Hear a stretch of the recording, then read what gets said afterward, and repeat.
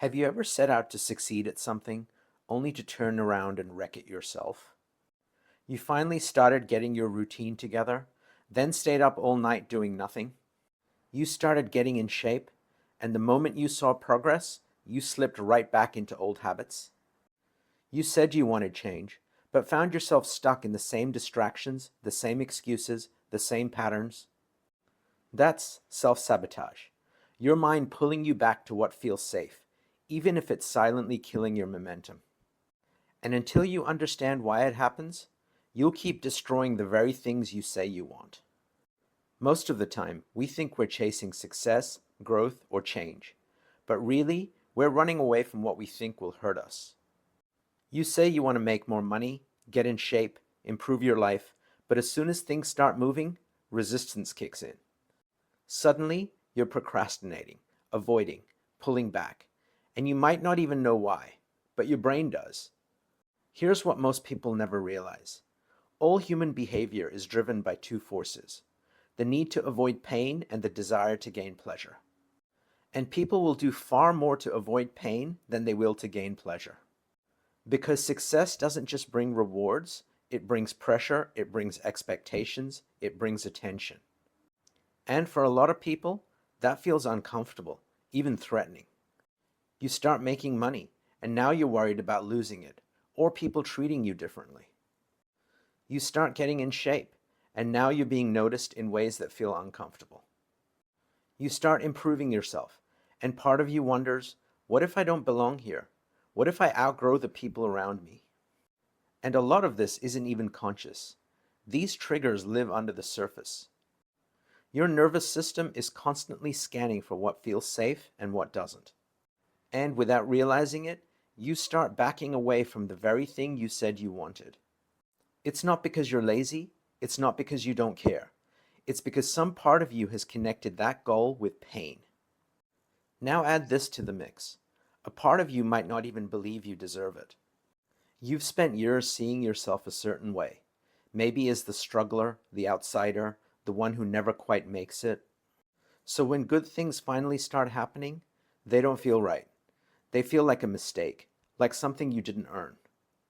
And instead of rising to meet the moment, you pull back or sabotage it, so you don't have to face the fear of being exposed or failing or losing it all. Ever seen someone finally getting their life together? New job, better habits, things finally going their way, and then they just blow it up for no reason. That's not random. That's identity conflict. The outside is changing, but the inside hasn't caught up. And deep down, they don't believe they're the kind of person who's supposed to live that life.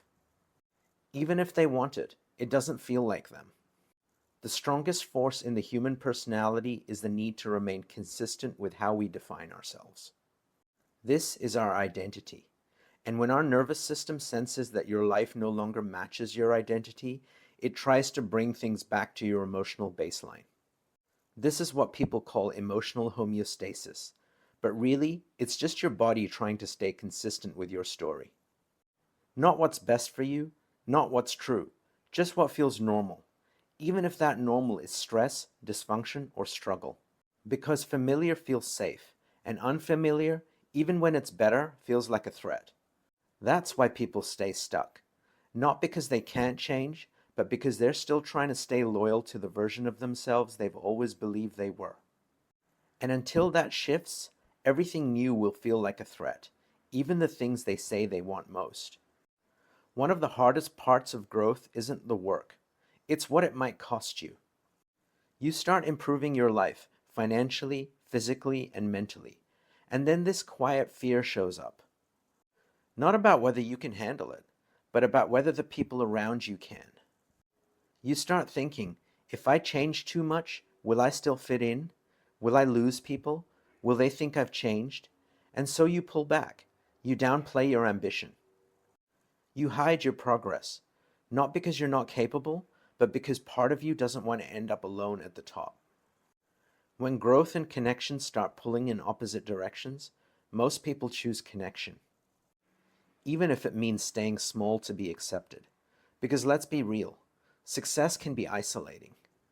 When you outgrow old habits, You often outgrow the people who still live by them. When you break patterns, you stop fitting the script. And for a lot of people, that kind of distance feels more painful than just staying the same. So instead of moving forward, you stall, not out of fear of failure, but out of loyalty to your past, to who you were, to the life you're used to. But playing small doesn't protect your relationships. It just buries your potential. And you can't become who you're meant to be if you're still trying to be who you were for everyone else. Not everyone sabotages because they don't think they're good enough. Some people sabotage because they're scared of what might happen if they're not in control. When life starts going well, a little voice kicks in. What if this doesn't last? What if they leave me? What if I lose it and can't recover? And instead of waiting for the worst to happen, you make the first move. You pull away. You start arguments. You destroy the thing yourself, so at least it was your decision. Because if you ruin it, you're still in control. And to some people, being the one who ends it feels safer than being the one who's left behind. This shows up a lot in relationships. You finally meet someone good, they're consistent, they care, and part of you starts panicking because deep down, you've already decided it's too good to last. So instead of getting blindsided, you sabotage it. You pull back emotionally. You get defensive. You push them away. Not because you don't care, but because you care so much, you're terrified of losing it. And to your nervous system, being the one who walks away feels safer than being the one left standing there when it all falls apart. But here's the thing. Controlling the ending doesn't protect you. It just guarantees you never get to experience what could have gone right. So how do you stop this cycle? How do you stop pulling back every time things start to go right? It's not about becoming fearless. It's about recognizing the moment when fear kicks in and choosing not to let it run the show. Here's a simple way to break the pattern. Step 1. Notice when it's happening.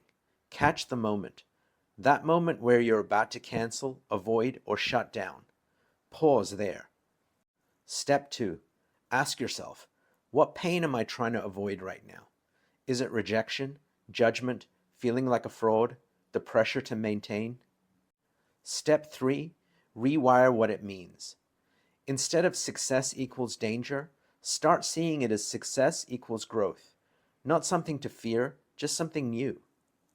Step 4. Take the step anyway. Not when you feel confident, but while you're still uncomfortable. Because courage isn't about being ready, it's about moving through resistance. And here's the part most people miss. You're not sabotaging your life because you're broken. You're doing it because an earlier version of you learned that success, love, or happiness came with pain.